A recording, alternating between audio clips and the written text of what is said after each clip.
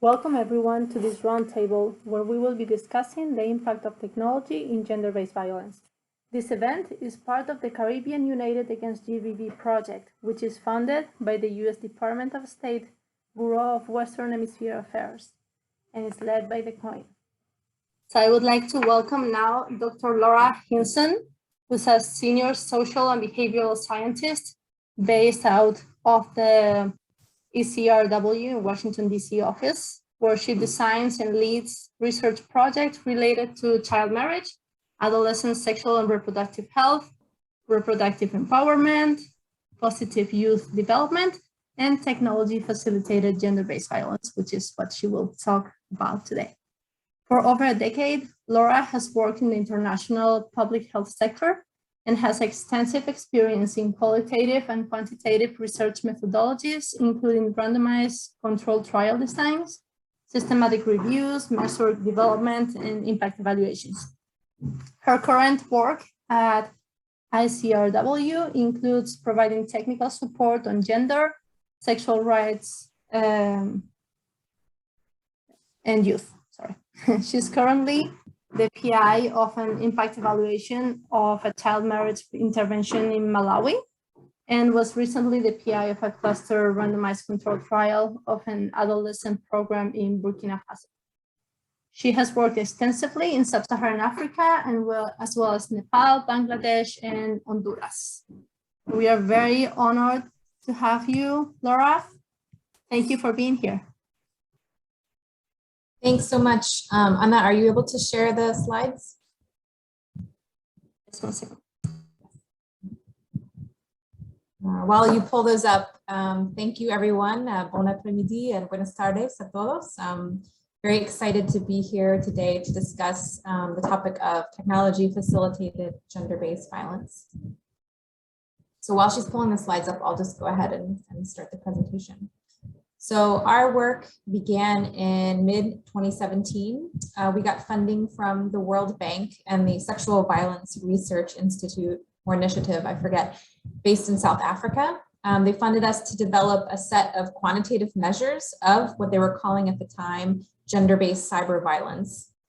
We conducted a literature review. We conducted key informant interviews, really trying to understand what is this issue that people are talking about? What constitutes it? How do we define it? And through that work, we ended up developing a conceptual framework, which I'll share with you in a moment. We also, as part of that work, conducted qualitative interviews in Uganda and India.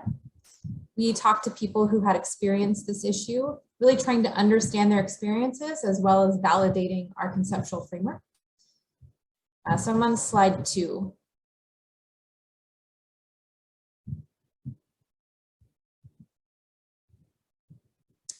Is there a way to put it in the full screen mode?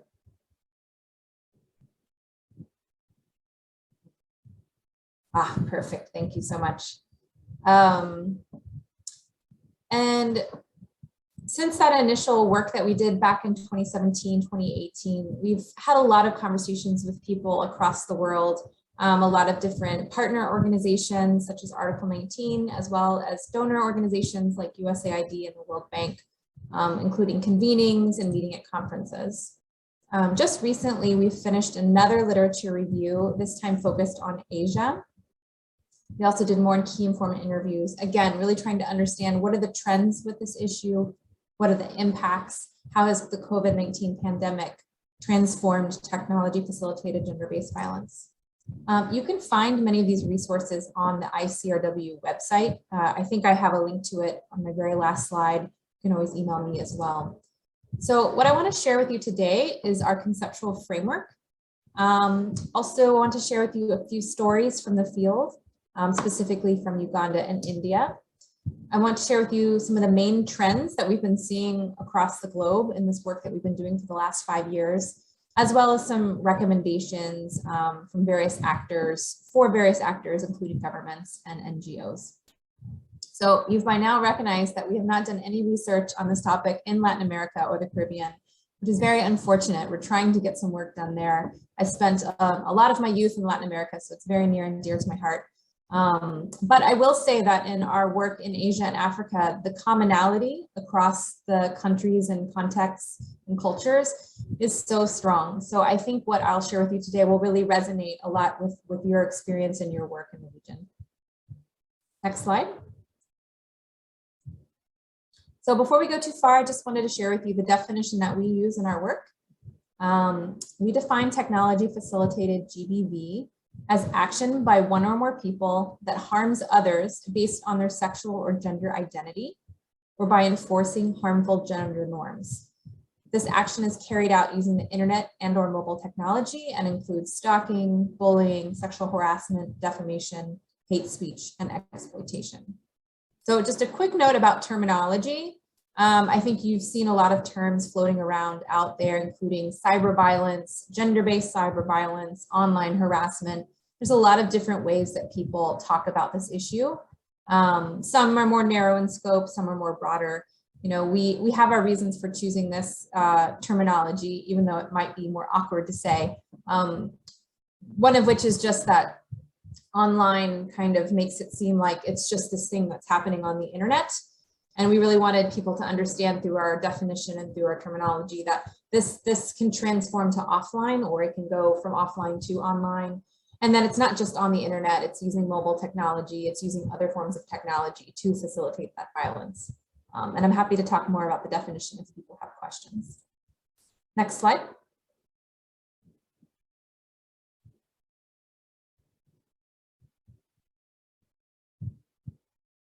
So this is our conceptual framework that we developed a few years ago. We didn't set out initially to create a framework, but we felt that things were so siloed, there were different behaviors happening, and we wanted to pull them all together to really understand what an experience of technology facilitated gender-based violence looks like. So I won't go through all the components of this. I know it's a lot to take in, but just to hit the highlights, it starts in the middle with a relationship. This can be a relationship that's personal, impersonal, or institutional in nature. On the left side of the framework is the perpetration side. So you can see we have the motivation and the intent of the perpetrator. So for example, he or she may be motivated by jealousy and intend to cause psychological harm on the victim survivor, or she or he may be inspired by a misogynistic ideological agenda against women and intend to enforce kind of patriarchal norms online.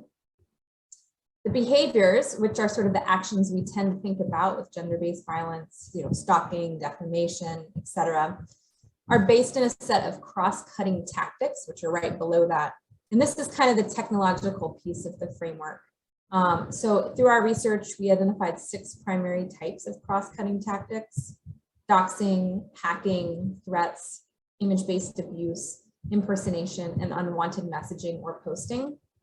And these tactics occur via a mode, for example, a WhatsApp group or a Facebook wall, or as I mentioned, SMS, other technologies, and they occur within a certain period of time over a certain frequency.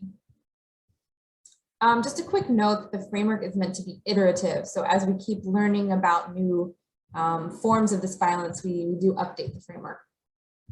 On the right side of the framework, you see the section related to this victim and the survivor, victim-survivor. So we have the categories of impact, which is what the person might experience, such as the physical, psychological, social, economic, etc. Ramifications ranging from depression and suicidal thoughts to payments of blackmail, withdrawing from civic life. We also categorize the types of help-seeking or coping behaviors, which include reporting the experience to authorities, seeking psychological support or legal support, or even doing nothing at all, which we know is a very common response that a lot of people we talked with, they don't do anything about their experience. And finally, my favorite part of the framework, which is just the bottom, which says context. You know, everything, of course, related to violence is contextualized by social, cultural, gender, legal, political, religious, technological mores and values within the societies that we exist. Next slide. And can you click it again? Oh, I guess I have some animation on the slide. One more time. Thank you.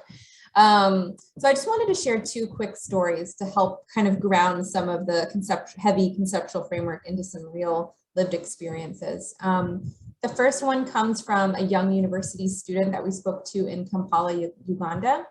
She came forward because she'd had a negative experience when she was running a political campaign at her university. And I really loved this quote from her because I think it really encapsulates her experience. She said, "When you're a woman in politics, you suffer twice."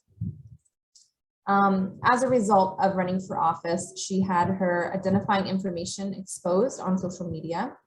She received a barrage of repeated unwanted messages from strangers, and including private messages. She had misogynistic posts on her Facebook wall, within her WhatsApp groups. She had multiple accounts hacked. She received threats of physical and psychological harm, and she had several photos of her manipulated into pornographic images. Go back one slide, thanks. And then you can see these experiences. She received a multitude of tactics by various perpetrators who were trying to quell her political ambition. And these impacts took a toll. I mean, she talked about sadness and depression. She talked about self-imposed social isolation. She stopped going out. She really withdrew from her friend groups at the university. She actually lost financial income as a result. She had a little shop that she ran and people stopped coming to support her business. She also lost social and professional opportunities. She said she walked in fear. And she also scaled down her political ambitions, which again is a theme we've seen running across a lot of the people we spoke to. They really withdraw and pull away and sacrifice their political, educational, and career ambitions. Next slide. In India, we talked to a trans man who had made a video about his transition in order to try to help others who were going through a similar experience. But the producer actually aired the video on YouTube without proper editing and privacy settings and without his consent. So after this video was posted, he had other post-transition photos and his contact information circulated without his consent.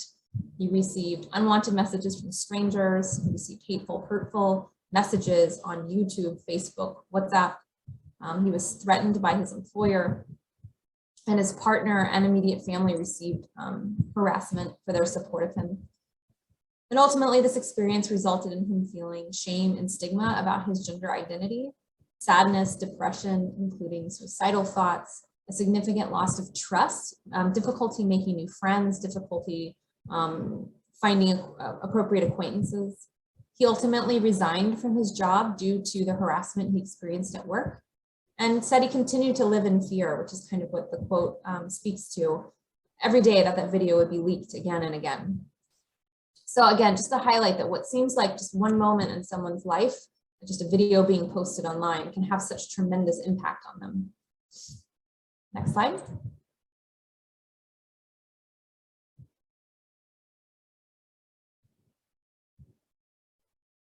So I could fill hours and hours talking about all the things we've learned across the work that we've done, but I just wanted to pick 5 takeaways that I thought might resonate with you, especially as an audience.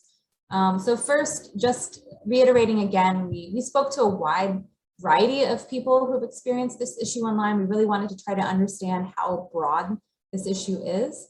So people who had ex-partners saying disparaging things to them on the Facebook wall, to online abuse that spilled over into physical violence, and many participants, especially those whose identity was considered an aberration from the norm, such as women who were in male-dominated fields like cobbling or construction, or people who were not heterosexual, really experienced these tactics over and over again over long periods of time. The impacts of these experiences on people's lives was tremendous. I think we just saw that, especially in the context without a lot of legal or social support. There's a lot of stigma around this issue. There's a lot of just get over it, it's not a big deal. But it impacted people. It impacted their lives, their families, their careers, their financial gain, their ambitions. These were not one-off experiences where people just had something happen and then could walk away and get over it. They were very connected to the essence of who people were. It was about their sexual orientation, their gender identity, their relationship status, deeply embedded into the day-to-day of their lives. And also just want to reiterate the connection between on and offline violence. For a lot of people, there was no separation. These things went back and forth. Throughout all of our work, not surprisingly, we found very, very few resources available for victim survivors. There might be some programs here, some programs there, but they're not connected very well, and really just not comprehensive enough to support the diversity of experiences that people had.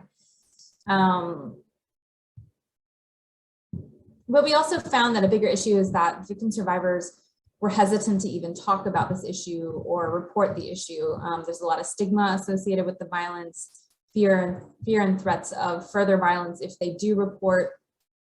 And then tech companies, law enforcement, other actors in the legal system are often just non-responsive or incapable of handling their reports even when they are reported. So most survivors ended up just doing nothing about the issue, which is damaging, as we know. They tend to retreat from online spaces, which is damaging to their civic rights and furthering the gender digital divide. And finally, just a note that I kind of alluded to this earlier, there are certainly local expressions of violence and issues that are unique to certain cultures. Like in India, a lot of this issue impacts people's marriageability prospects, where that wasn't quite an issue in Uganda. But more than anything, like these experiences were incredibly common wherever we went. So I think it's important to note that we can learn a lot from each other, and that helps us build the evidence base and build out strategies to really address this issue. And just another thing to add from the research we've been doing in Asia over the past year, we really have noticed a huge uptick because of the COVID-19 pandemic. We did a scan of social media content and people's Google search results for a project in India, and really found a huge uptick in searching and learning about this issue online. And also just from talking to different partners in Asia through their reporting mechanisms, a huge uptick in reporting of this issue. So it's getting a lot more attention in recent years because of the COVID pandemic. Next slide. So while you're transitioning slides, just wanted to share a few recommendations. I mean, there's so many ways to start the conversation, but just trying to gather a few. And again, these are specific to Africa and Asia, but I think they will have applicability to the work in the Caribbean. So for governments, it's necessary and really important to pass laws that adequately address the issue. I think there are some laws in the book that are insufficient and not comprehensive enough. And then there are other laws that are actually causing more harm. They're too supportive of perpetrators, or too protective of perpetrators, I should say. And we've seen a lot of actors in Asia who are really trying to promote changes and amendments to current laws or promote new laws. I think there's also a need to kind of standardize the language. As you've seen, there's a lot of different types of language that people use to talk about the issue. And people are just kind of confused about what it is. So I think some efforts need to be made to really figure out how do we define this issue and how can we talk about it and make change. So for program implementers and researchers, there's a really big push for awareness campaigns on digital safety, on digital literacy. These are necessary. They should be diversified, using both online and offline education tools to really ensure accessibility across all of society. Everyone sort of really needs to understand what this issue is. And then there needs to be special trainings, which are already happening in many cases for law enforcement, for different judicial actors, to really understand the applicability of the laws and how to best support survivors. And as is true for all GBV programming, as we know, we need more social and gender norms programming to really address the underlying drivers of violence against women, girls, and minorities. There's need for government agencies and NGOs to enhance data collection and reporting mechanisms. Throughout our work, we see it's really weak. We don't have a lot of good data about what's happening and who it's impacting. And with better data, we can really make better programming and advocate more for resources for this issue. And of course, tech companies have a role to play. They need to work to better protect users. They need to make privacy settings more comprehensible and accessible, making them more user-friendly and in languages that people understand. Community standards need to be bolstered, so including review and clear communication of what is considered acceptable content and behavior based on cultural relevance, local laws, and survivor needs. I think there's still a big gap there. And finally, there need to be better mechanisms for timely feedback when there are cases lodged. I think especially with COVID, there's been a big gap. Someone reports an incident and then there's a long gap. So that's something else to work on. So just a few shots, few ideas and recommendations. Happy to chat more. Next slide. I've just listed acknowledgements to all of my colleagues along the way, and please feel free to email me with questions, or I'll look at the Q&A now, or check out our website for more resources. But anyway, thank you for your attention. Thank you so much, Laura. I know there's a question asking what is aspirational based on your framework. That's one of the kinds of violence, I believe.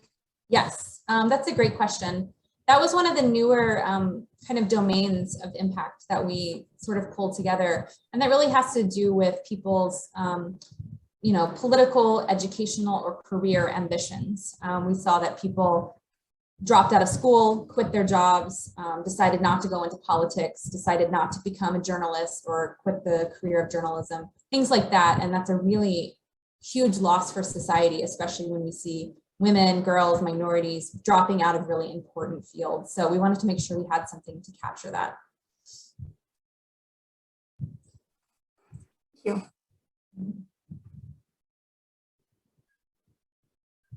Okay. So if someone has more questions, we can keep them for the end. I would love to present now Mr. Arshad Bari, who works as a director of programs with a refugee serving charity in Toronto, as well as a resource developer for a GBV project with Coastie Immigrant Services. Mr. Bari has over 25 years of diverse experience with government in international and social development, also research, analysis, and policy reform, delivery of integrated human services like housing, health, settlement, and employment, and experience of action research and policy reform work on GBV and intimate partner violence and domestic violence as well. In 2019, he worked as a peer champion for OCASI on gender-based violence against racialized refugee and immigrant women in Canada. And he also did a research on how young female international students from India were vulnerable to GBV and sexual exploitation. So I'm very honored to introduce Mr. Arshad Bari, who will be talking about the experiences of racialized refugee and immigrant women. Thank you for being here today. Thank you. Please put on the slides. I think you have them. Do you want me to put them up? Okay, give me a second. Yeah. Go ahead and start. Actually, Laura made a very good presentation and made my job easier. So I will just organically link mine to where she left.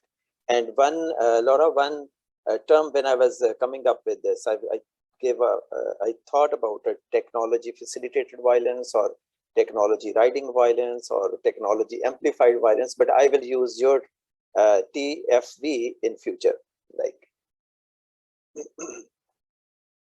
I think we need to use common vocabulary and shared phrases so that the message is not lost into, different language. So I will be using a few abbreviations. One is IRNE, which is Immigrant, Refugee, Non-Status, and Ethno-Racial Woman. And I'll just explain in the second or third slide. So please, second slide.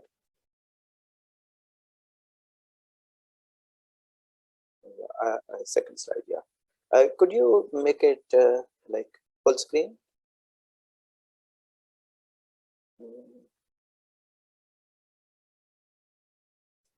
Okay. So we all understand immigrant, and I'm talking about a woman, immigrant, refugee, non-status, and ethno-racial woman in Canada, where I have worked for over about 10 years. I have been in and out. And I have a UK connection also, and that's why I'm in this panel. I went to London School of Economics. So that's where Anna posted this, and I expressed my interest. So my hello to people who are in UK. It's, I think, about their dinner time. So immigrant women are those who come on permanent resident, and they have rights, better access to services. They may face less barriers. They have medium degree of reliance both on man technology and other things. Refugee women, they are more vulnerable as compared to immigrant women, though there is a intersectionality. And then there are various types of refugee: conventional refugee, those who come here and claim refugee status, and those who come here but their families are not here, so they are living with different types of distress. And I will be using this. 1 second, I'm just going to ask you to speak a bit slower for the interpreters. Okay, to okay. catch up with you. Sorry for the That's okay. That's okay. Interruption. Yeah. And non-status and ethno-racial women, there is an intersectionality. Non-status women could be mostly like they are a category like unto itself, but ethno-racial is cross-cutting category. Immigrant, refugee, and non-status women could be ethno-racial who do not speak English or French, so we call them ethno-racial. And next slide, please. Now, screens are the wild streets. They are unmarked, they are less regulated, they are more intimate and more hazardous and more hurtful. And as we live in our homes and our homes open in streets, so it is like, as Laura also mentioned, that violence is not a new thing. Screens are offering a new platforms for this violence to be expressed and perpetrated against a woman, and this gender-based violence. So it's just like someone comes out from their home to street and they face gender-based violence. It's just like you open your screen and there are perpetrators. There are people who are ready to ambush you. And then immigrant, refugee, non-status, and ethno-racial women, they navigate in the unknown socio-systemic landscapes. I mean, there are new situations, new geographical territories, new spaces where they do not know their whereabouts as much as they know when they are in their home countries or where they were born. And this is a phenomena which immigrants also face.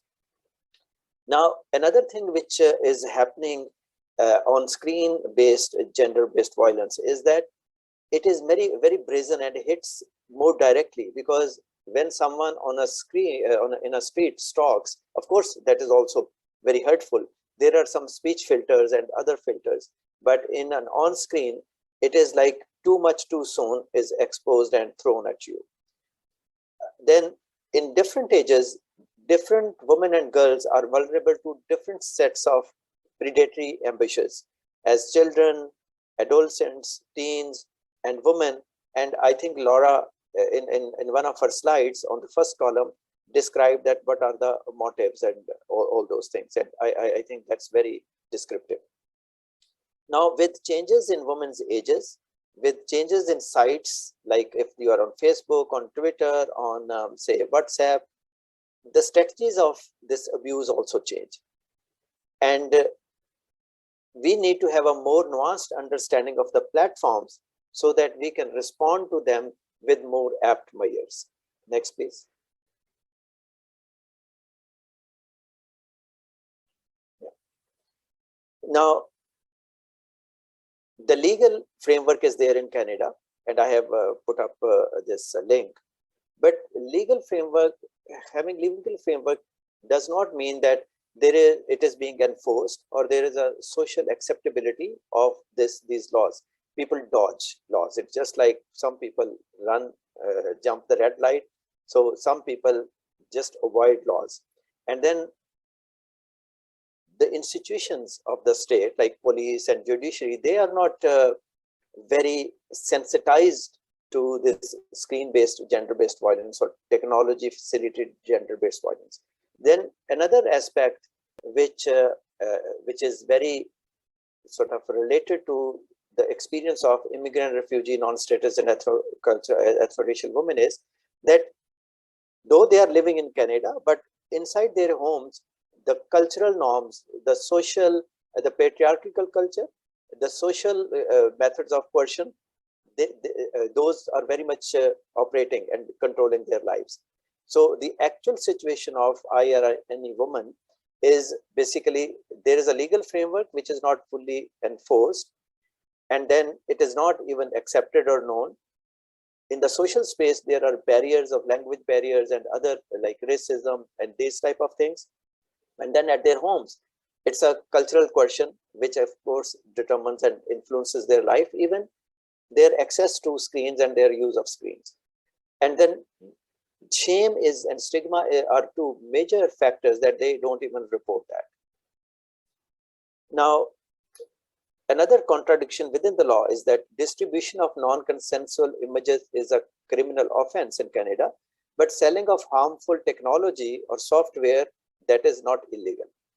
Now, it says like if this software is illegally used, then that is something which is now between the corporations and the consumers. That's where I will link this point also, that what Laura said, that corporations and the software developers, they have a responsibility. And then other thing is like women, immigrant, refugee, ethno-racial women, they have low literacy of law, they have low digital literacy, they have difficult access to support services available in their community, but because mostly those services are available in English or French, the official languages. And then they have a high dependence both on technology and their men, and that actually, you know, works in a very convoluted way where it disempowers them and it keeps them in continuous stress. Next, please. Next slide, please. Anna, next slide.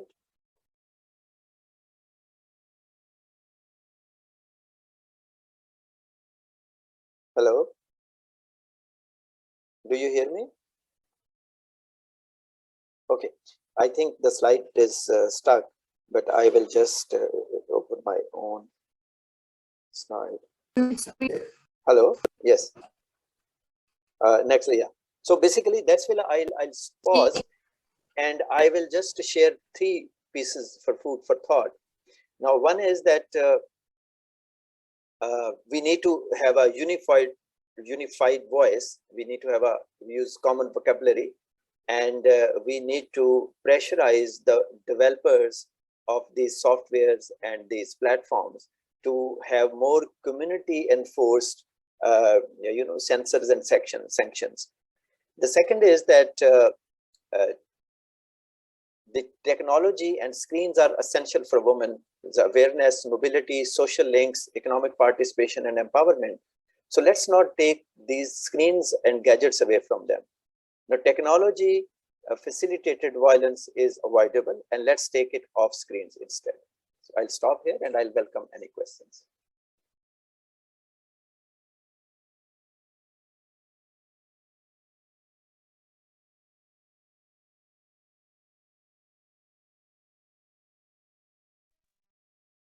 Thank you very much.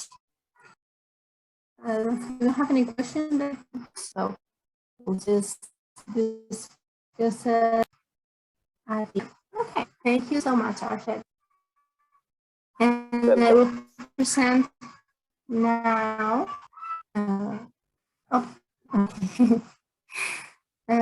Diane Lalonde, who engages in research and knowledge mobilization at our network.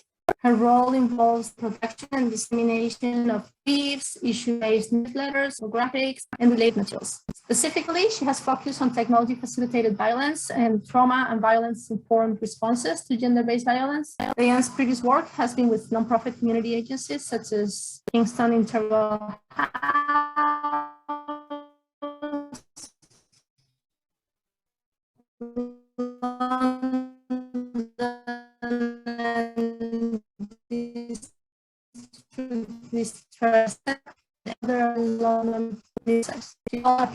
Western University. Welcome, Diane. We're very happy to have you here. Great, thank you. I'm really happy to be here. My name is Diane Lalonde, and I use she, her pronouns. And I'm appreciative to be in this space. It's been great hearing from the previous two presenters, and I look forward to the next presentation as well. I am a research associate at the Learning Network, which was mentioned. We're a knowledge mobilization initiative that's based out of Ontario, Canada. And I will share our link in the chat box as well.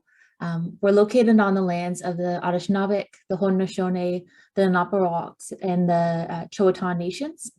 And our work really does focus on the spectrum of gender-based violence. And we look at raising awareness on through means like webinars, briefs, and issue-based newsletters. And today I'm going to be presenting on control and abuse through cell phone apps and image-based sexual violence. And I'll just share my slides. Okay.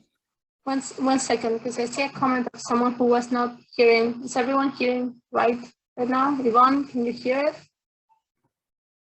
Also, as usual, please remember to not talk too fast for the interpreters. Thank you. Thank you. They're hearing. Fine. Okay. Sounds good. And thank you for the reminder.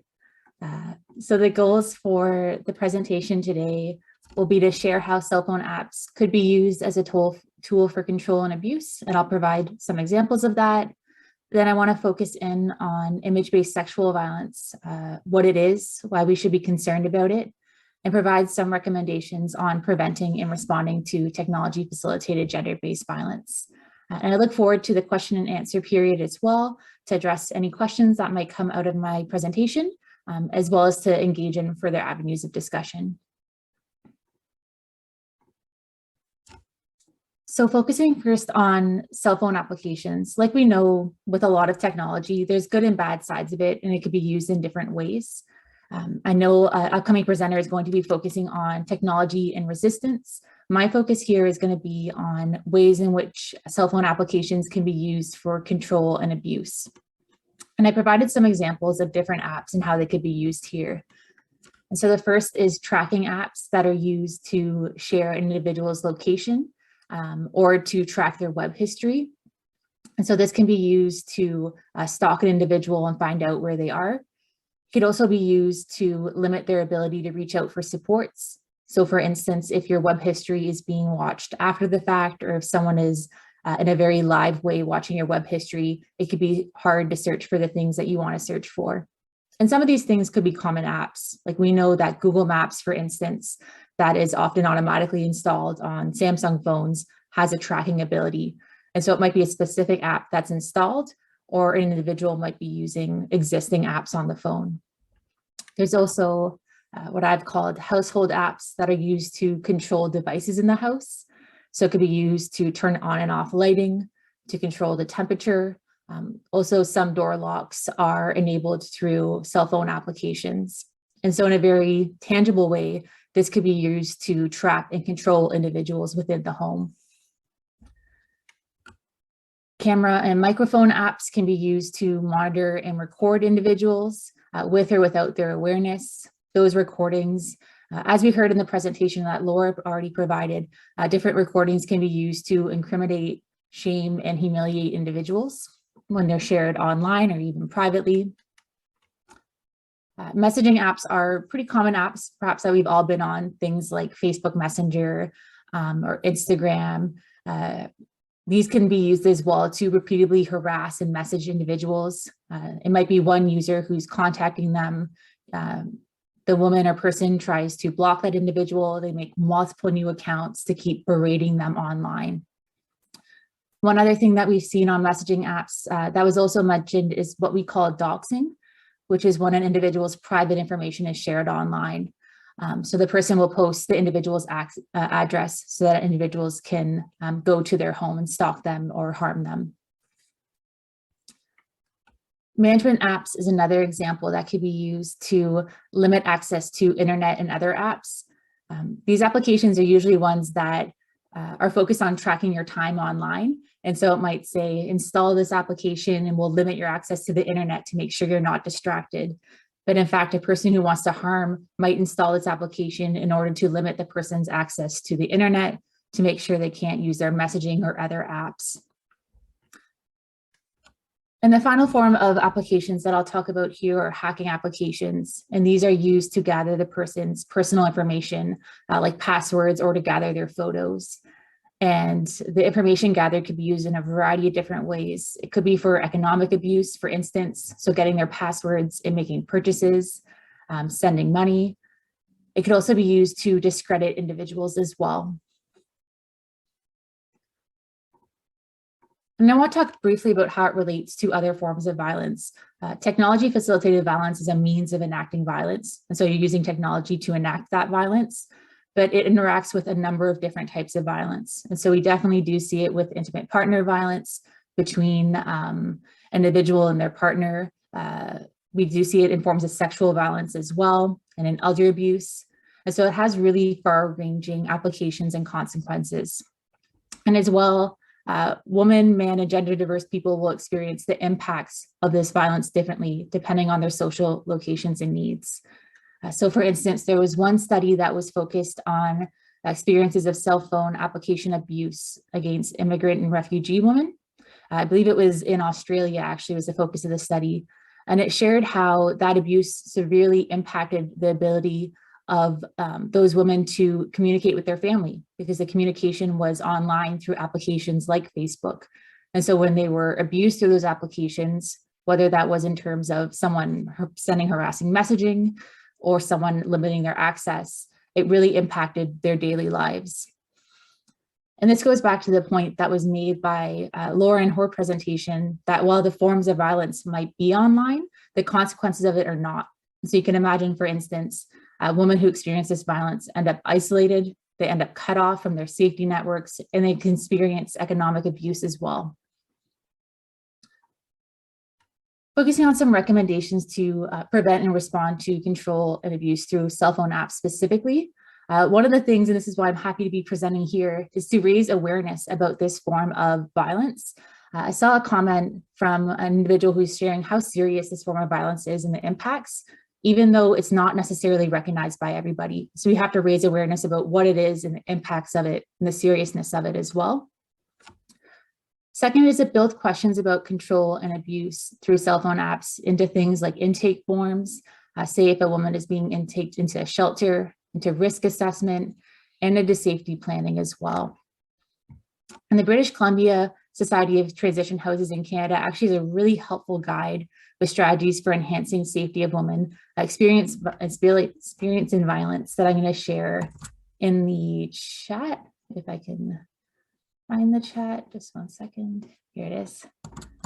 Okay, and examples that they provide include doing things like suggesting the person checks their phone for applications, making sure the applications they see are ones that they recognize, that they installed themselves, to check their privacy and security settings on their phone, and as well to put their social media on private if necessary. And the third recommendation is to create trauma-informed spaces to report and respond to this violence, both online and offline.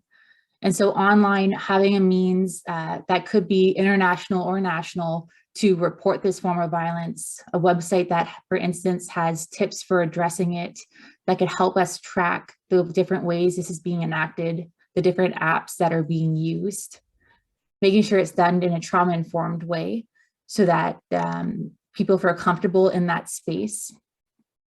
Offline as well, it includes informing and training intervention services, both criminal and non-criminal, to respond to this form of violence. And so one thing that we've seen come up a lot is individuals who report this form of violence feeling like it's being trivialized, like they're not being listened to, that it's not being addressed.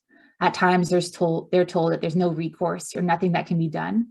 So this has to be addressed and recognized as well. And there is one form of violence within the spectrum of technology facilitated violence, and also that is facilitated through apps, that I really want to focus on and raise awareness about. And it's something that I focused on in my research as well. And that's image-based sexual violence. So image-based sexual violence involves the non-consensual creation and or distribution of intimate images or threats to distribute images. And it's something that's become a really growing concern given increasing access to technology increasing posting of images online. So more and more people are on apps where they can share their images, share them publicly, as well as increasing time online that we've seen with the COVID-19 pandemic. And I just want to briefly share, you might have heard about this form of violence under the term of revenge porn. And I really want to move us away from the term revenge porn for three main reasons. First, revenge is a really loaded term. It makes it seem like the form of violence is justified in some way, that the person did something to cause this action to be upon them, and that's not the case. Image-based sexual violence is the result of a lot of different motivations. It's not all revenge. And so it could be, for instance, control, attention seeking, misogyny, and sexual gratification. As well, the use of the term porn in this instance is problematic because it serves to conflate this form of violence with potentially consensual sex work, and that further stigmatizes people who do sex work. Under the purview of image-based sexual violence, I am going to focus on two forms. The first one that was mentioned by the previous presenters as well is what we call the non-consensual distribution of intimate images. And so this is where someone has intimate or sexual images of themselves being shared online. And it might be the case that, they sent their image to one person with the intent that it only stay with that person, but then that person shares it more broadly, perhaps posts it online. It could also be that they were recorded or had images taken of them without their knowledge and without their consent. In a national survey of American internet users found that 1 in 25 Americans experience the non-consensual distribution of intimate images. I do want to note, it's a recent study in terms of being 2016, but because this form of violence is emerging so quickly, in some ways this information is a bit outdated. But the survey did find that those at an increased risk of being targeted for this violence are young women, lesbian, gay, and bisexual individuals, and Black individuals. The next form of image-based sexual violence I want to raise awareness about is the non-consensual deep nudes and sexual deep fakes. The difference here is that when we're talking about the non-consensual distribution of intimate images, those are real images. Like those are images of the individual, whether they were taken with or without the individual's consent. When we're talking about non-consensual deep nudes and sexual deep fakes, these are fake images. It's not even an image of the individual. It's something that a person created. And I'll get into exactly how they do that. So deep nudes and deep fakes use a form of artificial intelligence that's called deep learning. And it's a technology that's been around for a while. We've known about it since the 1950s, but it's really experienced significant advancements recently. And so that's why we're seeing it being employed through violent means, more so in the last few years, I would say. And the difference between deep nudes and sexual deep fakes is that deep nudes are photos. They're comparatively easy to make because they are a photo, whereas a sexual deep fake is a video. And so it involves a longer process to create. Deep nudes are named after an app, Deep Nude, that enabled users to upload an image of a clothed woman that would then be stripped of her clothing as the app would match the woman's face to a nude body. And so for instance, you could find an image of myself. The app would search images of nude bodies to find a body that's closest to mine, and then it would take my face and put it on that body. Deep nude apps only work on women's bodies. And so all the apps that were created to enact this form of violence have only worked on women's body. If you uploaded an image of a man or someone who's gender non-binary, it would just put that face onto a woman's body. And so this is very much a form of gender-based violence. Sexual deepfakes as well, as I mentioned, focus on inserting individuals into sexual pornographic films, and very much a form of gender-based violence as well. A 2019 study found that 100% of sexual deepfakes online targeted women. And I wanted to have a quote to explain the impacts of this form of violence and the seriousness of it as well. And so Anita Sarkeesian is an American-Canadian activist. That's something that came up in Laura's presentation. Individuals who are in politics, individuals who are engaging in advocacy being potential targets of this form of violence. And that's definitely something that Anita experienced. She had a deep fake of her uploaded to Pornhub. as well individuals shared ways in which they can make sure the video wasn't taken down. And she says of it, quote, "It's used as a weapon to silence women, degrade women, show power over women, reducing us to sex objects. This isn't just a fun and games thing. This can destroy lives." This quote can help us understand the impacts of this form of violence and the necessity of ending it. And so as far as impacts, we know that image-based sexual violence feeds into a system of sexual objectification that particularly impacts women, leads to diminishing views around women's competence, their morality, and their humanity or personhood. Women who are sexually objectified are more likely to experience sexual violence. As well, it could have very real impacts in terms of making them feel isolated, not comfortable online or even offline, as well as having economic impacts in terms of their ability to secure employment. And I want to focus on some recommendations specific to image-based sexual violence. And some of these as well, I talk about in a brief that is available on the Learning Network website that I'll share in the chat too. First is to criminalize the production and distribution of non-consensual deep nudes and sexual deep fakes. The legal process has had some difficulty dealing with this form of violence because they are fake images. One of the ways to address it could be through something like defamation, but very few states at this point have laws targeted at this form of violence. And I think it came out, criminal action, legal action isn't the only way, or perhaps even the best way for some people to go about addressing this form of violence, but it can help us prevent it, and it can go to the seriousness of the form of violence. Second is to address victim blaming and sexual double standards about image-based sexual violence. Often when sexual imagery is posted online, usually the individual is blamed. And so people will ask, why did you share that? How could you have let this gotten out? It's your fault because you gave the image to an individual. And we need to get away from that victim blaming. One other thing that we've noticed as well is that women are especially blamed for sexual content online due to double standards where women are seen as needing to be more pious and reserved.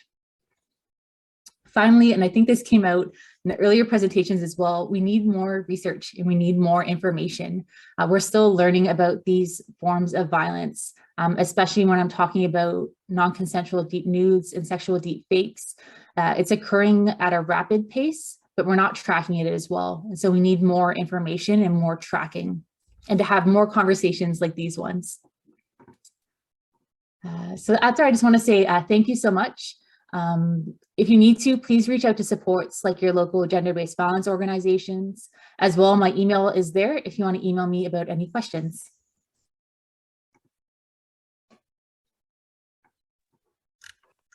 Thank you.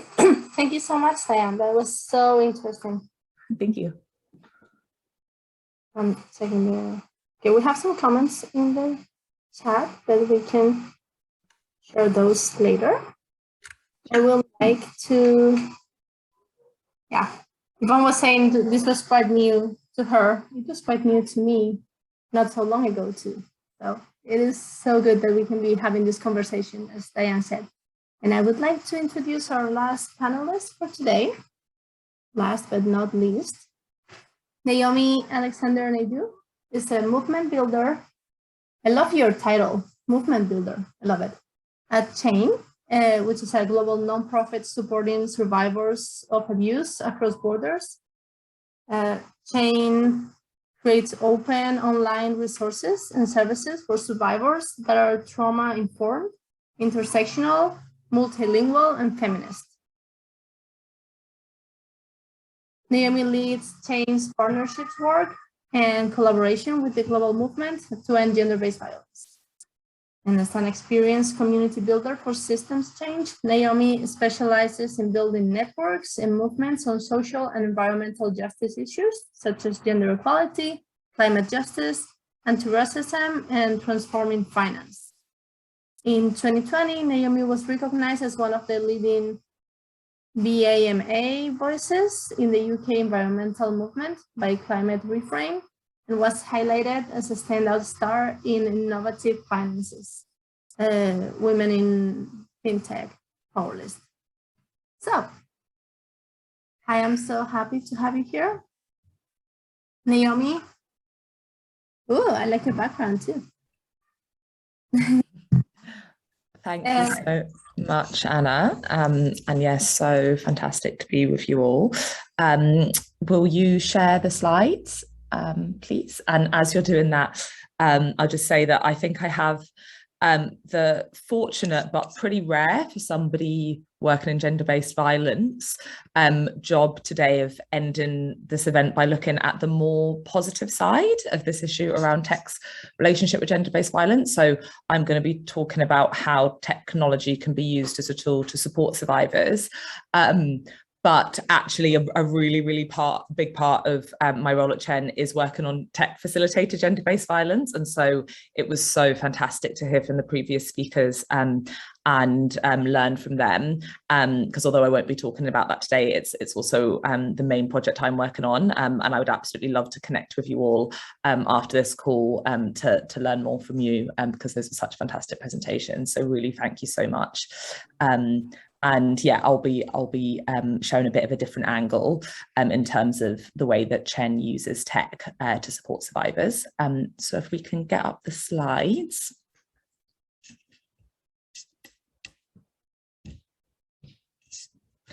And yep, also, 1 second.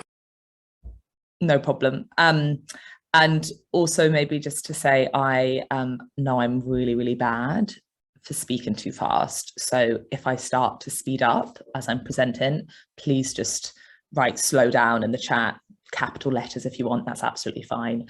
To remind me, that would be very helpful. But as we are getting the slides up, maybe I'll just start. So yeah, my name is Naomi Alexander Naidu.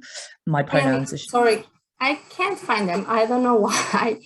Can you present them or email them to me really quick? Because I don't know why. Yeah, no, I could also present them myself. I just thought that... I'm sorry. I don't know what happened. No, that's absolutely fine. Is that working? Yes. Great. Oh, cool. Well, I could have just... I just thought that you wanted to present them. But yeah, okay, great. So yeah, I am Naomi Alexander Naidu. I am movement builder at Chen. As was noted, movement builder is a bit of an unusual job title. It definitely confuses a lot of recruiters on LinkedIn. I often get LinkedIn messages from people in the construction industry, which yeah, is not that useful for me or them because I have absolutely no actual building skills. But essentially I work on partnerships at Chen and outreach and sort of leading our contribution to the global movement to end gender-based violence. So what is Chen? We are a wholly digital global charity, and what we do is we support survivors of abuse across borders through online tools and resources. Those tools and resources fall into 3 main camps. We have guides, so bringing together vital information and advice to support survivors of gender-based violence, sometimes with more sort of logistical challenges and practical challenges, and also often with healing and recovery. The third is platforms. So we have some community-specific platforms, including country-specific platforms for Pakistan and India, and also the Supernova Project, which is a platform specifically for people from the LGBTQ+ community. And then finally, digital services, which are our more interactive online services. And what I'm going to do today is just sort of run you through some of these to hopefully show some examples of ways that technology can be used to fight gender-based violence. This is what our website looks like. And so, and I'll drop a link to this in the chat afterwards, but essentially survivors or anyone are able to come onto our website and search through all of our many resources. We also have a select number of resources from external partners on this website. As you can see, they're able to filter by languages. So we have currently have resources in 12 languages, and we're always working on adding more. They can also resource by format, filter by format. So do they want a short read? Do they have time and space for a longer read? Do they want a course or a workshop? And they are also able to filter by country. So we do have, although most of our resources are globally relevant, we do have some which are country specific as well. As you will see, we have on the right hand corner there also a Get Help page. That's for people that need more immediate help. 10 is not generally a crisis service. That's not what we do. But obviously we know that sometimes survivors that are in that situation will find us. And so we put together a page on what they can do. That also includes the directory by Chen, which is a global directory of on-the-ground services, including crisis services that we can help people find and access. We also have a Relax page, which is just nice recommendations of movements, activities, recipes, poems, music, and things that people can do to help them relax, because we know that going through resources and thinking about this stuff can be difficult. And like a lot of organizations in this sector, we also have a leave the site button. So if anyone needs to immediately leave the site, they can do. These are the themes that our resources cover, and we also have a functionality on the website where people can search resources by themes. So we have everything from toxic and abusive relationships to sexual trauma, legal rights, online safety, and so forth. And if anyone clicks on one of these themes, which are on the homepage of our website, you'll be directed to a list of all of our resources on that topic. So now I'm just going to talk through some of our guides and kind of tell you and our resources and tell you a little bit about how they work. So this is one of our guides called Manipulation is Abuse.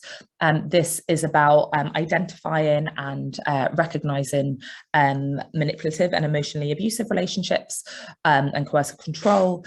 It basically takes users through a checklist where they can sort of go through and identify if and how many of the sort of red flags of potentially manipulative situations might apply to them. And then it also gives really, really concrete examples of what that might look like in practice and tools to enable them to navigate that situation, should they be in it. One of our most popular guides is called the Good Friend Guide. It is a guide not directed directly at survivors, but for anyone who has a friend or another loved one who they think might be in an abusive relationship. This is so important because we know that often friends and family members are the real front line. They're the first person that a survivor might tell. They're the first person that might be able to pick up that someone's in an abusive relationship.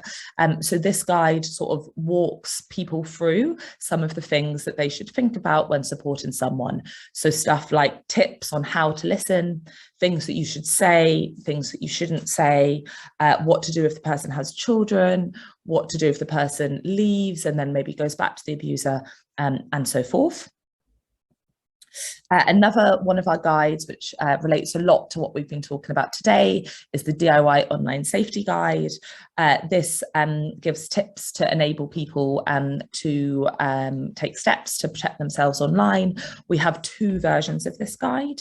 We have a sort of basic one, which covers stuff like how to secure your passwords, sharing on social media and so forth. And we have a more advanced version as well. And with that, I will then move to talking about our more interactive digital services. So the first one I would like to highlight is called YSM, which is an acronym for Your Story Matters. YSM is a web app, which we call a digital companion for survivors of sexual assault. So what YSM does is it collates lots of different information and resources that cover sort of key topics or key areas that someone might need support on after experiencing sexual assault. So that would be everything from deciding whether or not to report, acknowledging that that's a really, really difficult decision for people and a really, really difficult process, walking people through the process of what it looks like should they decide to also enable them to make that decision, to looking after your body after sexual assault, ways that you can look after your body. It also has stuff on thinking about body image, and loads more. What's really great about YSM is that it's been designed to be customizable. So as I said earlier, it obviously can be really difficult to engage with some of this content. And we know that someone might start on that journey and then quickly feel overwhelmed, want to take a break from it from a while. And so with YSM, people can save items and customize what is relevant to them, and then come back and do it at their own pace. So they're sort of enabled to make an app which is really their app and is their space on their healing journey. Another one of our digital services I'd like to highlight is called Soul Medicine. It is essentially a mini course platform on key topics that help survivors on the path to recovery. What is great about Soul Medicine is it takes content from lots of our different guides and other services and puts it in sort of bite-sized format. Every survivor is different, and the way that every survivor wants support and will best heal is going to be different. Healing from trauma is not a linear process, and so we know that for some people, just real sort of snippets and short amount of information is going to work a lot better. So that's what you can get from Soul Medicine. People are able to access Soul Medicine directly online on the website, but they can also sign up to receive it via email. And so every day they'll just have a small note of love, an affirmation, and some of that content. This is very customizable, so both sort of for safety reasons, but in terms of physical safety, but also just so the person can really be in control of their healing journey, and people can set their time, so they can say when in the day they would like to receive those messages, what day and what time they would like it. They can disguise their email, so we can do fake subject lines which people can opt into, so that when the email comes into their inbox, it doesn't say that it's Soul Medicine, it doesn't say what it's about, it doesn't say that it's from Chen, and people also are able to customize the language that they would like to receive these notes in. Soul Medicine is available in lots of different languages, and people can also choose to receive the same note in multiple languages if that works for them as well. And finally, I want to talk to you about Bloom, this is our most sort of interactive and intensive service. It's our flagship program, so I'll take some time to talk through how this works, because I think Bloom really demonstrates the ways that technology can be used to provide scalable support in ways that maybe wasn't possible before. So Bloom is a remote trauma support service. It's run through courses. So there is currently 5 Bloom courses. You can see those on the right hand side of the screen. So for example, we have one on recovering from toxic and abusive relationships. We have one on healing from sexual trauma. We're actually just about to launch a few more as well. And these courses are delivered completely remotely and to survivors' phones via Telegram and WhatsApp. The courses are made up of weekly videos, daily messages, and direct live chat where survivors can speak directly to the professionals in the Chen team. And participation in Bloom is completely anonymous. So what we've tried to do with Bloom is recreate the support you would get in a group support setting, but online with complete anonymity and complete privacy. And I'll just talk you through a little bit more what that looks like in practice. So our aim with Bloom is to inform and empower. And by inform, we mean we want to give survivors the information that they need to heal. So that might be providing the sort of frameworks and the language and really just any information about to help them make sense of their experience and understand their experience, but also to empower them to use that information to heal. So alongside all of the educational and informational content, the courses also include activities and exercises to help with healing. So that would be things like grounding exercises, journaling, and so forth. Really, really importantly, Bloom includes no pseudoscience. It is trauma-informed, meaning that we acknowledge the impact of trauma on people, on survivors, and we consider that throughout the design process of Bloom and the content creation. And this is something which is true of all of Chen's services. It's survivor-centered, meaning again that survivors are at the heart of the design process. Chen's team is predominantly survivors, and we also do extensive research with survivors, not only when launching the platform, but iteratively to make sure that we are continuously improving and responding to survivor needs. And it is intersectional. And by that, we mean that we acknowledge that the experiences of abuse and the experiences of healing are different for every survivor and are often affected by other aspects of a survivor's identity and social standing beyond their gender, and that the service needs to be designed in a way that not only recognises but responds to that. And again, these sort of three core lenses or approaches, being trauma-informed, survivor-centred and intersectional, that sort of runs true across all of Chen's work. So this is what it looks like in practice. So a survivor signs up online and they can choose whether they would like to do the course on WhatsApp or Telegram. They are then onboarded. Then for the duration of the courses, our shortest course at the moment is 3 or 4 weeks, and they go up to longer. So different courses have different lengths. But every week the survivor will receive a message on the Sunday. There was a message, every day apart from Saturday. On Tuesday and Thursday, those messages will receive a link to a pre-recorded YouTube video, and that's where the course content will be. On Monday, they will also receive a link, and in that, it will be a recap video where we talk about what happened in the previous week, and sort of recap what happened and the content of the previous week's courses. From Sunday to Wednesday, survivors also have access to a live chat, as I mentioned, where they can talk directly with our team. And those live chats and the insights that we get in those chats form the basis of the recap video. So what that enables is really this feeling of being part of a community and being part of a shared learning experience, even though it's all online and anonymous. And then after the course, we do a final evaluation form and often do in-depth user interviews as well. This just gives you a bit of a flavour of what each session is like.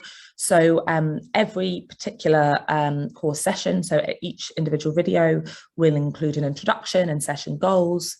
It will include a grounding exercise to support survivors to ground themselves in the space, a fun question, which the facilitators in the video will ask, and then they'll answer for themselves.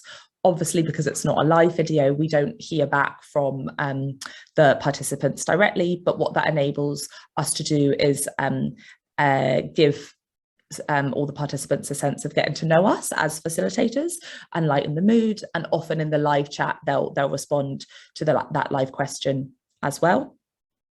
It will then go into the content, and then after the content we'll give an activity or homework that users can do in their own time, and then we will check out with a briefing exercise and encouraging participants to think about one positive takeaway that they take from the session.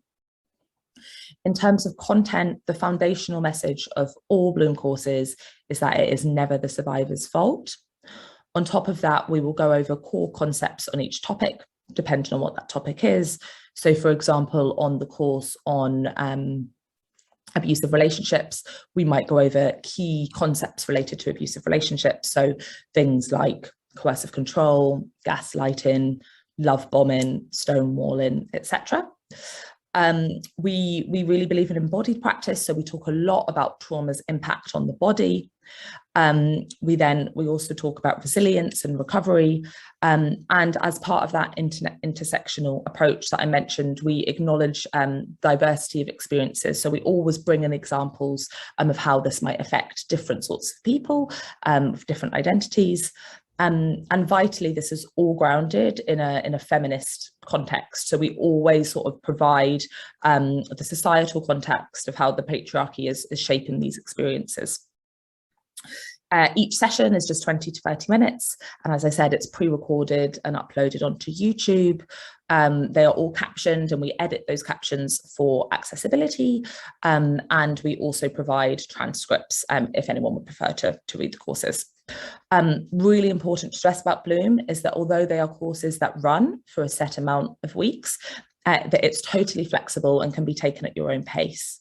So we recommend, or the default is those 2 course videos a week and the recap video, but people can do the courses over a much longer period of time if they prefer. Equally, they can do the courses, even after they can sign up, and they can do the courses even after the courses have ended. We keep the live chat open for several months after each course, and actually on Telegram, unfortunately not WhatsApp, but on Telegram, there's a functionality where people can even sign up and take the course when the course is ended. So it's totally flexible. These are the things that people enjoy the most about the courses. So learning about the fear response in the body. People really enjoy some of our exercises, including thought diaries and grounding exercises. And people also say that alongside the content, they really appreciate the way that Bloom is delivered, and the sort of sense of validation and not feeling alone that they get from that. And this is just a bit of our impact so far. So there's some lovely quotes there from Bloom participants, and there's many more that we can share with you as well if you're interested. We launched Bloom in 2020 in the context of the pandemic, and we've now had over 1,000 participants from over 50 countries. In terms of what's next, we are currently working on building out a Bloom e-learning platform, which will have higher functionality than the current setup and enable people to sort of track their progress online. And we are also working on expanding Bloom into multiple languages, the first of which will be Spanish in early next year. And finally, we're also working on launching new courses, and we'll be launching a course on image-based abuse next year. And so again, I would love to speak to some of the previous panelists to get their expertise around that as well. So yeah, really happy to answer any questions you have. And this is how you can stay in touch with Chen and with me if you'd like to.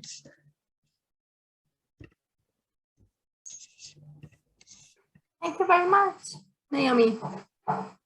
We have some questions and comments in the chat. We don't have questions in the Q&A. So for all the participants, you can raise your hand, and if you raise your hand, I can allow you to speak. I know you can't unmute yourselves, but I can unmute you. So, okay. And I'm gonna have, we lost one of the interpreters, so I'm gonna have to repeat in Spanish until she's back. Para las personas en español, si me escuchan, pueden levantar la mano y les permito hablar para hacer preguntas. Okay, so I see Ludmil here. Go ahead, Ludmil.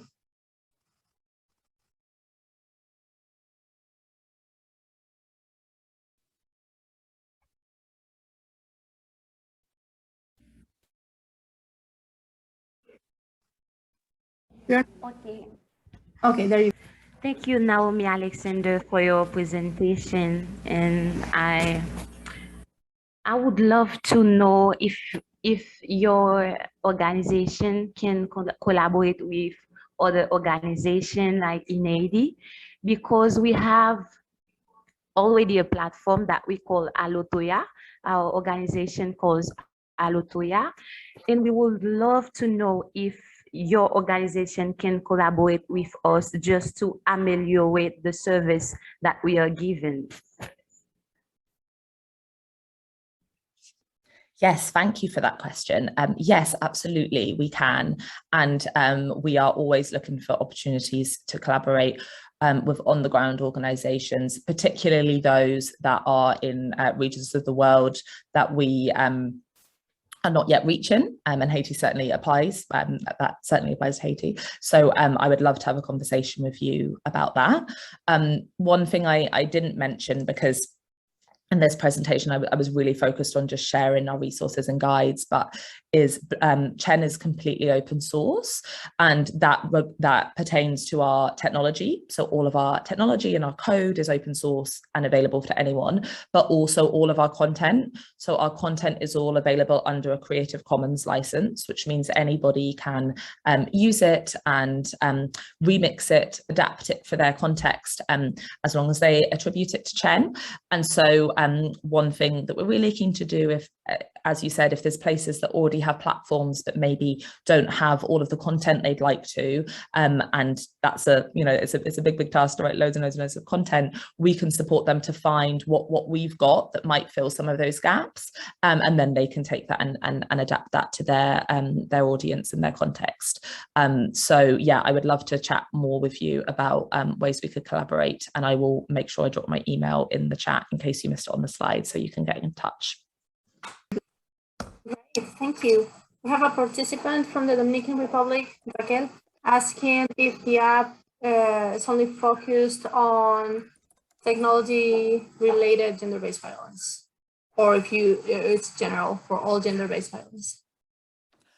It's for all gender-based violence, and actually at the moment I think we have a bit of a gap around resources specifically on technology facilitated gender-based violence, and as I mentioned, it's an area that we work on a lot more from a sort of research point of view, and so we want to do more on the resources side as well.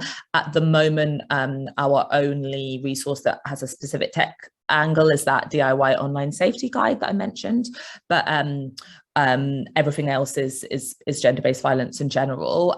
As I mentioned, we are looking to bring out a Bloom course next year specifically on image-based abuse, to fill that gap, but no, it's about gender-based violence in general.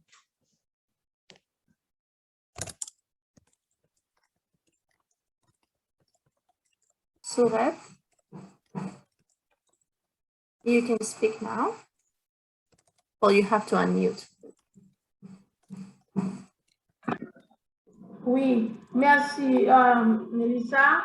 La question que j'ai, c'est par rapport à GBV, c'est un site qui est vraiment interactif et il y a beaucoup d'interactions, et maintenant je voudrais savoir quelle stratégie que vous avez mis en place et combien ça coûte vraiment pour garder l'interaction sur le site avec les gens.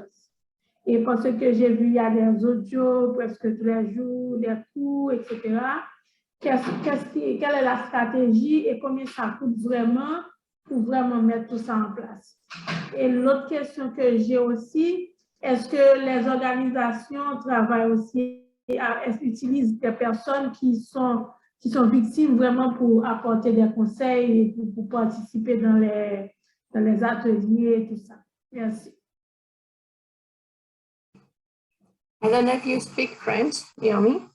No, sorry, I don't. If someone could translate, that would be fantastic. Yeah. Sorry. Yeah, I will translate. Give me a second. So, okay, so she said this page is very interactive. I would like to know what are the strategies, what are the costs of maintaining this interaction with the beneficiaries, what are the strategies implemented, and also if the organization itself includes gender-based violence survivors in their process to adapt the services. Those were a lot of questions. Yeah, I'll try to answer them all, and if I forget any, please let me know. So to the first question about including survivors, yes, absolutely. So Chen's team is predominantly made up of survivors. We have a hybrid model of a core staff team of about 10, and then we work with a volunteer network as well. And I think about 70% of our volunteers are survivors themselves, and almost everyone has been affected by gender-based violence in some way. And you know, same for the staff team.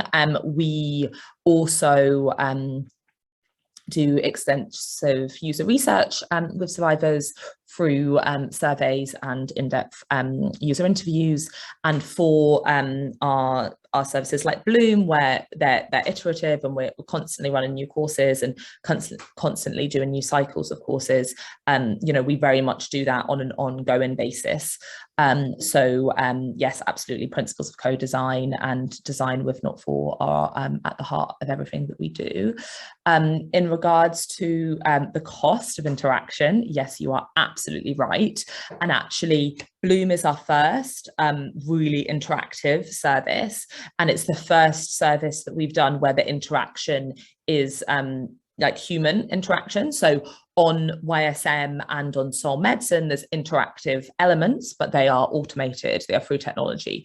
Bloom is the first service that we've done where it's us doing that interaction. And as I mentioned, it's something that we, it's a new service. We launched it in 2020 during lockdown, and it's really just grown so much and had so much kind of energy and enthusiasm, which I think speaks not only to the need of it during lockdown, but also the need of it more generally, that this is filling the gap more generally, even outside of the context of COVID.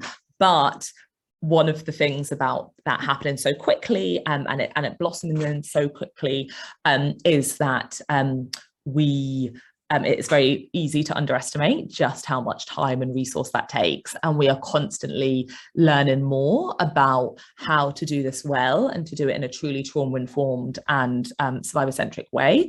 It needs a lot of time. Tech also, building tech products also takes a lot of time. But really, the Bloom team are absolutely fantastic, but they work really hard to make it a success. And we started it, like when Bloom started, Chen did not have a lot of resources and did not have a big team, and it's grown in part because of the enthusiasm and the energy behind this project. Yeah, and that also means, of course, we have to do a lot of fundraising to keep it going. We are also now exploring doing corporate partnerships to help us make Bloom more sustainable and also reach more survivors. So we announced our first partnership with the dating app Bumble earlier this year, and we're working with them to build a custom version of Bloom for Bumble users who report sexual abuse or assault. And we're hoping that we can have more partnerships like that, which will help us to reach more survivors, but also make Bloom and Chen in general more sustainable. Because yeah, absolutely, it's a lot. Was there a question that I missed in the middle between resources and survivor input?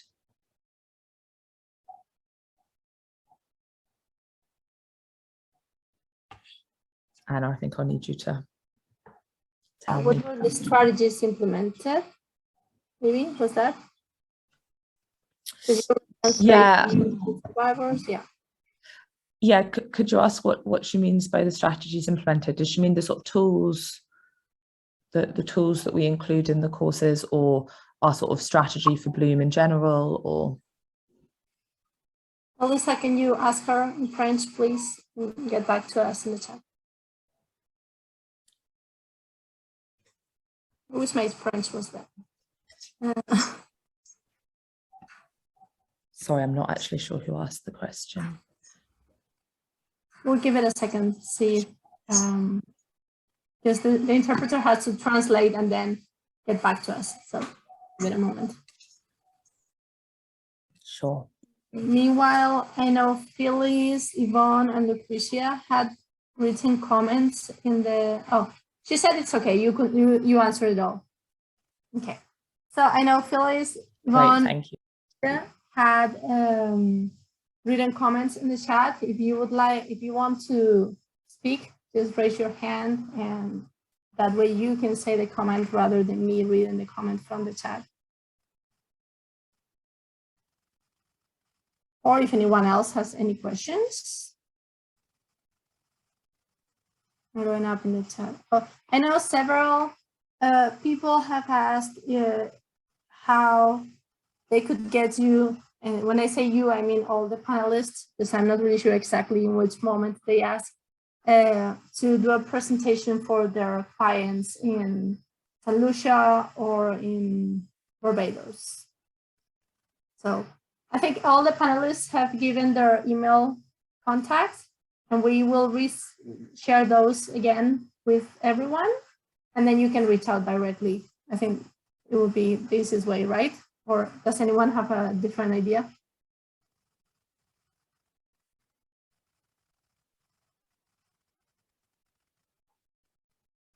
And this is recorded, so I can share the recording, and maybe you can just share the recording with your clients or do like a watching of the recording. We have some other questions for, in general, whoever wants to answer. Do you have any, we work a lot with teenagers. It's one of the focus of the project. Do you have any ideas, any examples of interventions that have proven effective to prevent gender-based violence, technology-facilitated gender-based violence among teenagers, like especially in the social media? And any ideas of what could parents and CSOs do? Anyone? I can share. There is a resource that was created by one of my coworkers, Jasmine Tabibi, and it's on keeping children safe from online sexual exploitation and abuse during the pandemic.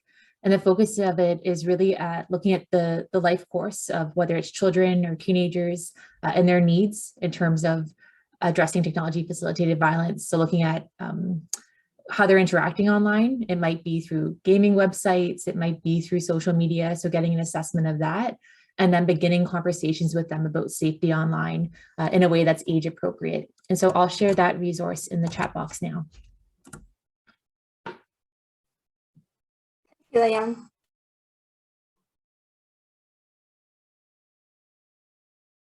Anybody has questions? I'm gonna read the comment from Lucrecia. She was saying that mobile phone technology has its negative and positive side. Women experiencing domestic abuse often do not own a phone because it was destroyed. Once out of the relationship, they are not able to purchase one.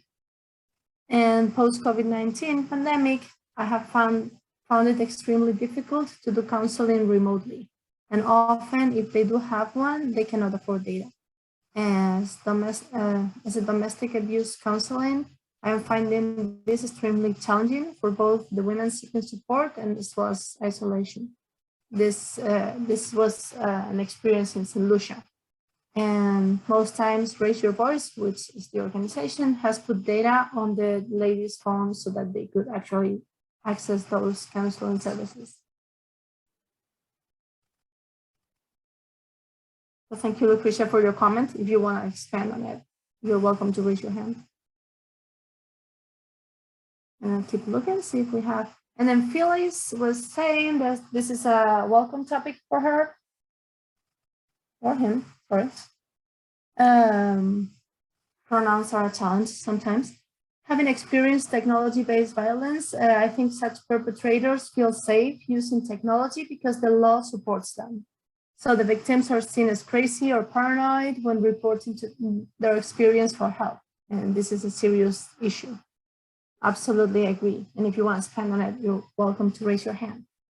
We had a question, but most of you have already answered. Almost all the panelists have made a comment about how the response from the authorities is insufficient. Like the authorities are not, and the laws in the countries are not ready they're not adapted to this kind of gender-based violence. So would you say it's not taken as seriously as, let's say, traditional gender-based violence? Or is this that they don't have like the legal tools to take it, to act on it? What do you think? And you means all the panelists. I can start. I think it's both of those things. I think people tend to minimize this type of violence. They think, as I said in my presentation, you can just shut down your account or just, just get off Facebook for a while. I think there's a lot of minimization. That's part of the problem. But I also think that the laws are really insufficient. We just don't have the tools yet. I think we're still figuring out what are the parameters of this issue. How can we build better laws to protect survivors and prosecute perpetrators. So I think you brought up both points of the argument. In any of the countries that you have worked, are there any legal protections for victims of gender-based violence, like technology-facilitated gender-based violence? Do you have any examples of protection?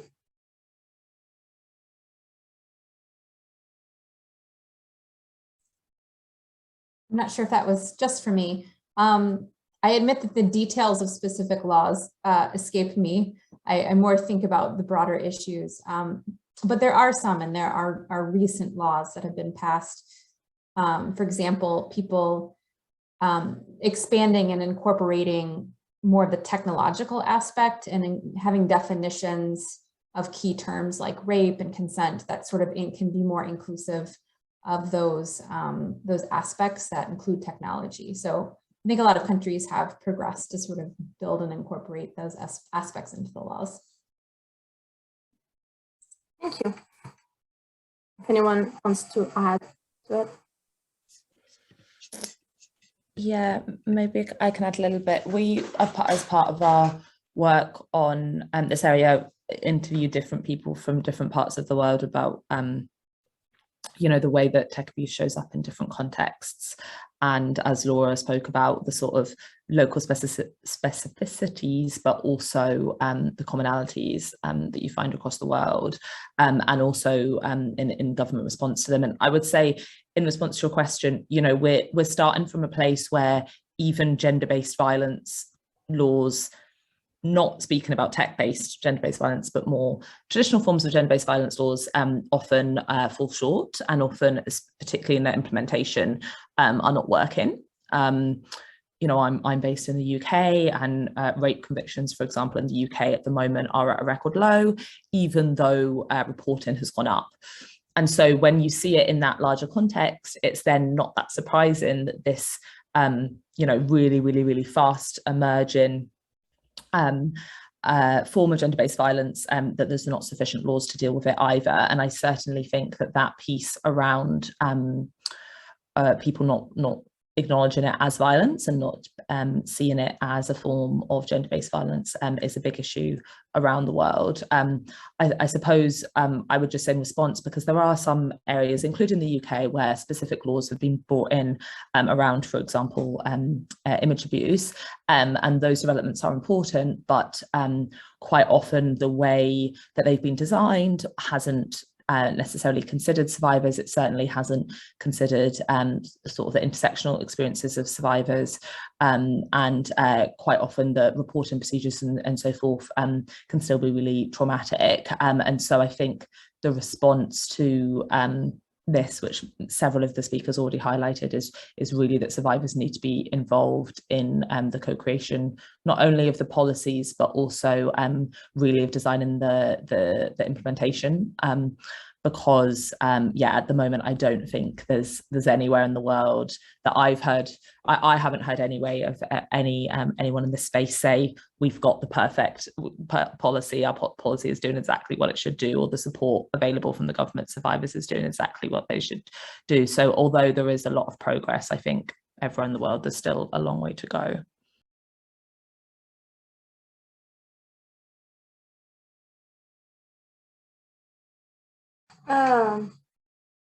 People, do raise your hands any moment if you want to participate, please.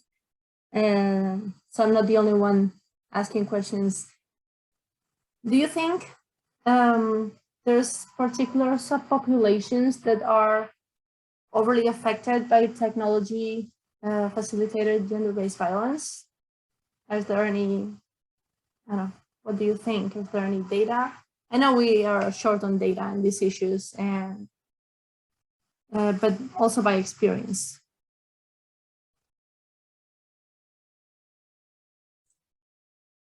Yeah, I think from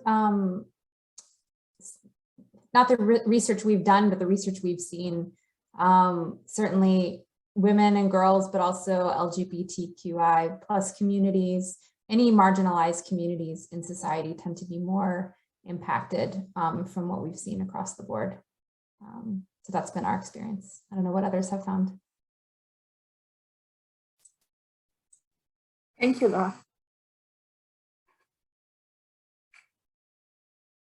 Also, Yvonne has her hand up, so.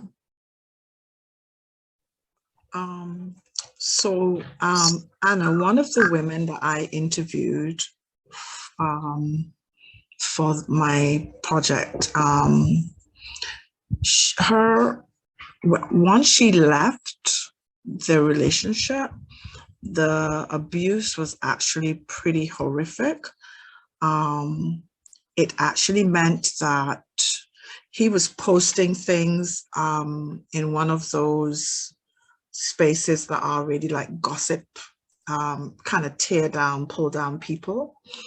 And it was posted in such a way that it impacted her work. So her boss knew about it, her colleagues, the HR, and she was never able to get him to stop through legal channels. He created fake Facebook accounts. He posted pictures of her, and one of the things that she shared was that she herself took these naughty pictures, as she calls them. She said they were naughty pictures that she took with her husband, and then he posted them after the relationship ended.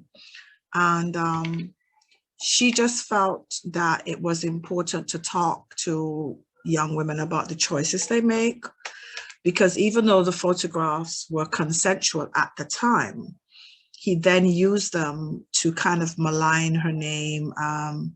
And so she was just talking about taking responsibility for the choices and decisions that you make in the absence of legislation that's going to protect in the aftermath of a breakup of a relationship. Because you take these, as she says, naughty pictures, not thinking that your marriage is going to end. And then he used them in this way. And there was another woman that is still happening to, and she's in and out of court, and it's really not.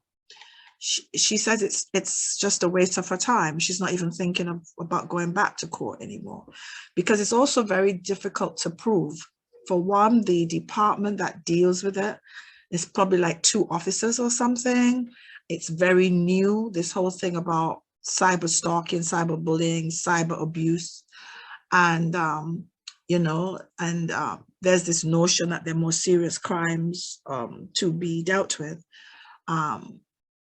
And so the emotional and psychological abuse continues. And I don't know about the region, but for sure here, I don't think, given that we seem to be so many decades behind physical, intimate partner violence, I think it's going to take us a while unless the region can come together and get the policymakers through the judiciary to address that. Because to me, the men are getting smarter. So you might get locked up if you hit someone, but they know that there are so many loopholes in terms of harassing and abusing someone and stalking them online. So I just think that might be another project for down the road, because I don't think it's happening at all. And that's just my observation rather than a question. Thank you, Yvonne. I can give it a moment for the interpretation to translate what Yvonne said.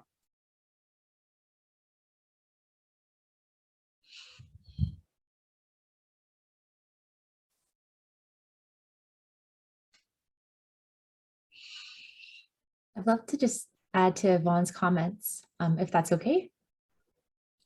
Yes, give me a second for the interpreter to finish, and yep, Okay. They'll let me know, and I'll let you know as soon as they're done.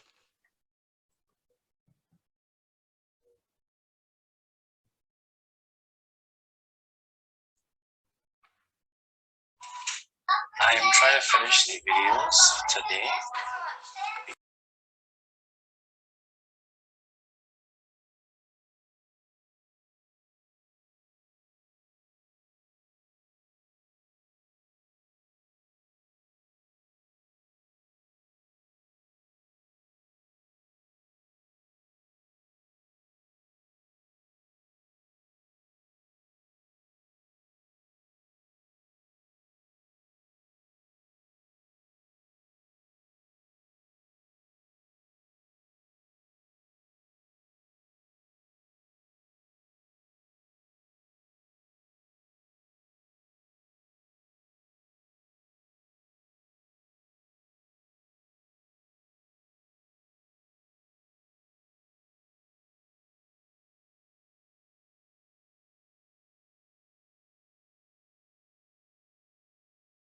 Diane, you can go ahead now if you want. Sure.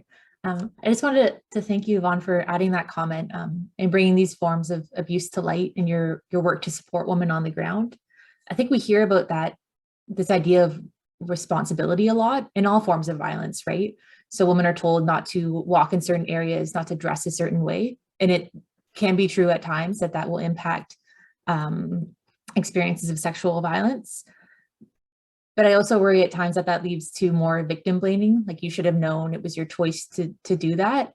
And so I also wonder about trainings we can do that are more sex positive, for instance, that could be focused at survivors, but also at bystanders, saying like, it's okay to have sexual imagery online. That doesn't have to end your career. It is not something, training for workplaces, for instance, to say this is not something that should impact the hiring process. And a lot of this plays into stigmatization that we see against sex work. And that's something very common that interacts with technology facilitated violence. And the other thing I wanted to bring up that is maybe unfortunate, but also a bit inspiring is just the resilience of women. And so one thing I've noticed on TikTok is people posting images of their body. And so a woman will show up and they'll kind of like turn around in the image and say like, hey, if you have a sexual video of you posted online, you can say it's me. Like if you look like me, you can say it's my body. And it's the things we see in history all the time, which is women supporting women, even if it's not through like formal legal means.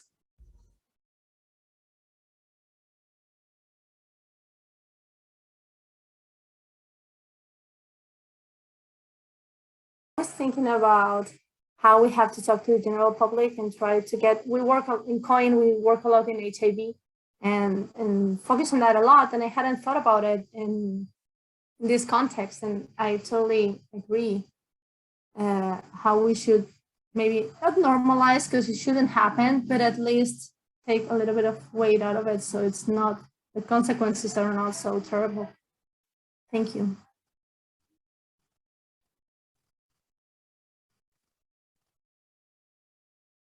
Okay, we are going to stop the questions here.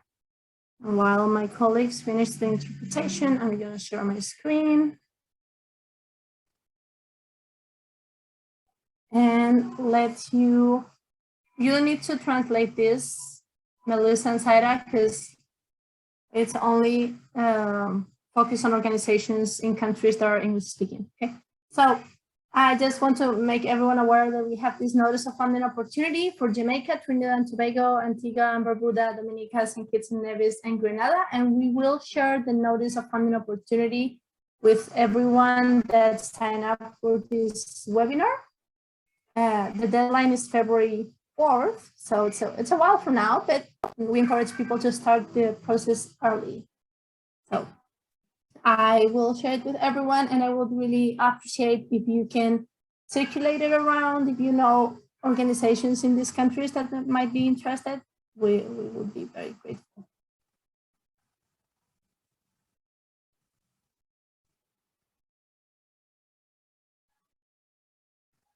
Zaira and Melissa, are you done with the interpretation?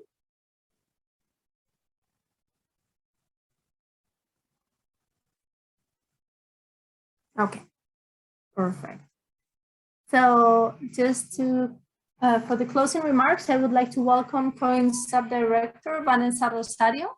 And I would like to invite you to stay with us after her intervention to watch the premiere of one of the short videos produced by Yvonne Weeks, who's here with us, and her team.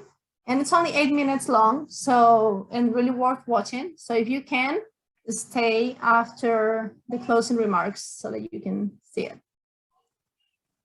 So I will allow Vanessa to speak now. Where are you, Haki?